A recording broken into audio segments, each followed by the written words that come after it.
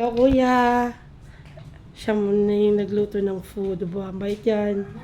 Ito niluto ni kuya. Lechon. Lechon paksiw. We have lechon paksiw. Wow! Ano, kasha pagbigyan si nanay ng konti? Oo. Sige, ikaw na pagbigay. Andiyan ba si nanay? Wow. Sinanaw mo? Oh, nandiyan kayo, nagagamas pa rin. Bigyan mo sa wawan. Wala naman sila. Wala naman nagbibigyan mo. Si Granny Sus tsaka si Kuya Onad. Hi! Kakain na! Kuya Onad, thank you kasi napaka-helpful mo sa amin ngayon.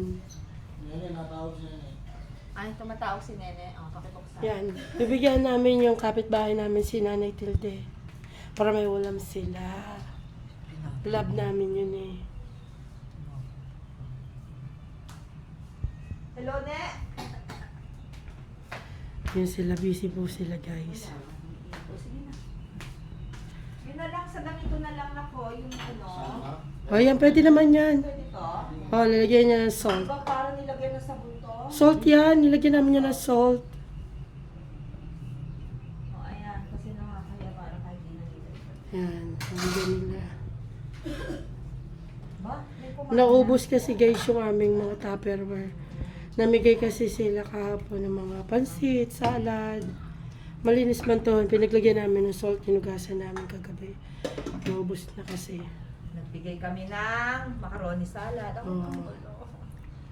Dagdagan mo pa kuya. Kakain pa sila doon. Sige. Ang dami yan. Ang dami Dami yan. May lechon pa tayo doon. Saan? Meron pa tayo doon.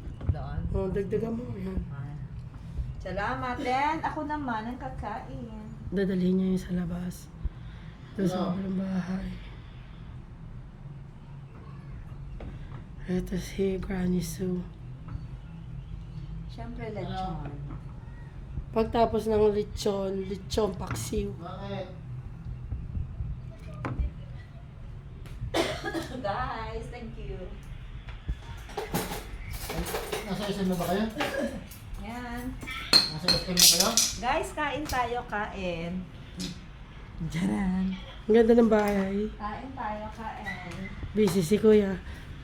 Dadalhin namin dun sa kabilang bahay. Hello, Ne!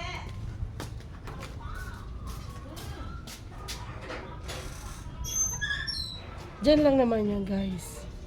Ayun yung mga best friend ko. Dati tinatawalan nila ako, ngayon friends na kami. BFF na kami. Bye guys!